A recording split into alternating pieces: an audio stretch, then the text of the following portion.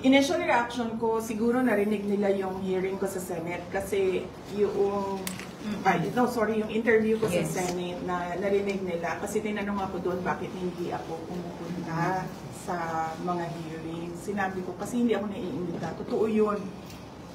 Nakalimutan ata nila na imbitahin ako. Inimbitan nila ako isang beses lang doon sa unang-una. Pumunta ako, umupo ako doon.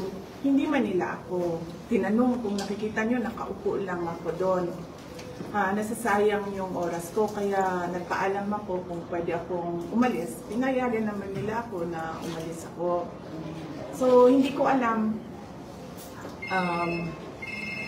kung bakit. Inimbitan nila ako, hindi man nila ako binigyan ng mga tanong. Pero, hindi ako attend na sa hearings na susunod. Kasi nandun na ako pumunta na ako, tapos wala man silang ginawa sa akin, pinaupo lang nila ako doon.